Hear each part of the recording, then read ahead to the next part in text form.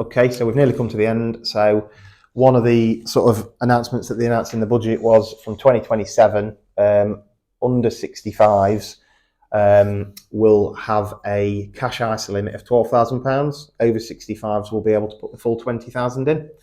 That is obviously to inspire people to use stocks and shares, because at the moment not enough people are using them as other countries, say the US.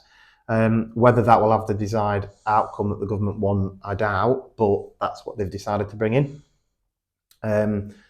VCTs, or venture capital trust, which we see relatively frequently for high income and high net wealth individuals, which is essentially a portfolio of small companies, essentially in a listed VCT.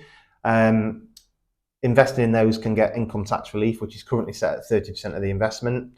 That's going to be reducing to 20% from April 26. So if you were thinking of doing any, you may want to do them before we get to 6th of April 26 to get that better relief. But practically speaking, with VCTs, depending on who you're investing with, there's sort of timings for the funds, isn't there? So you can't necessarily just invest in one today. If they're full, you may have to wait for a period. So I imagine if you're going to do it, there might be a bit of a mad rush, and the sooner you look, the better, potentially, if that's what you want to do. Yeah, that's a good point, because like I said, they do open up and they can fill the funding, can't they? Yeah, cap out. So that I didn't think about that, and you would expect, again, tax changes make people like accelerate investments and stuff like that. So something like that will mean that the Blackfinches and all the various different things will fill up quicker, you would expect, because of like, it's almost like this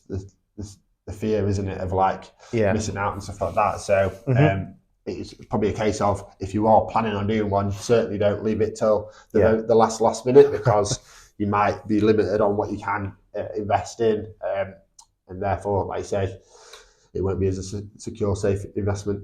Yeah.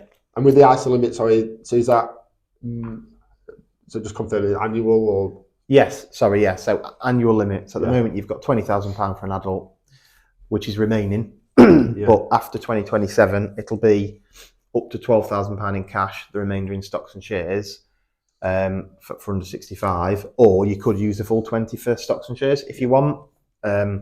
Not many people will necessarily fill the ISA, but so the £12,000 limit should probably be enough for most people if they wanted to invest in cash.